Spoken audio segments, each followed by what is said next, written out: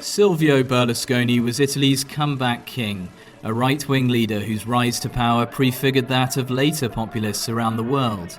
Responding to his death, Italy's Prime Minister Giorgia Meloni said he taught the country not to accept limits imposed by others. Silvio Berlusconi was most of all a fighter. He was a man who never feared to defend his beliefs. It was that courage, that determination, which made him one of the most influential men in Italy's history. Berlusconi made his money in construction and real estate in his hometown Milan and founded the TV giant Mediaset. A lover of football, Berlusconi owned AC Milan for 30 years. The Italian soccer fans' chant Forza Italia, or Go Italy, became the name of the political party he founded in 1993. He was briefly Prime Minister the following year before a coalition of two right-wing parties collapsed and he faced tax fraud charges.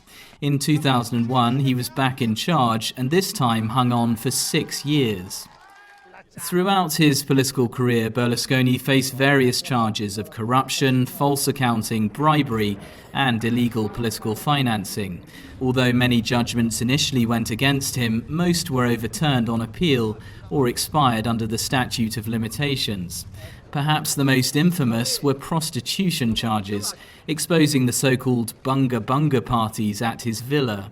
He was convicted of paying for sex with a teenager known as Ruby the Heartbreaker and abusing his power to cover it up. This time, too, he won on appeal. Despite mounting scandals, he returned as Prime Minister in 2008, but stepped down 3 years later. In 2014, a conviction for tax fraud stuck. Because of his age, a 4-year jail term became a year of community service at a care home near Milan. On his 80th birthday, Berlusconi vowed to spend more time with his family. But the pull of politics was too strong and Berlusconi was elected to the Senate less than a year before he died. And now his Forza Italia party, which is part of Prime Minister Meloni's governing coalition, must choose a new leader.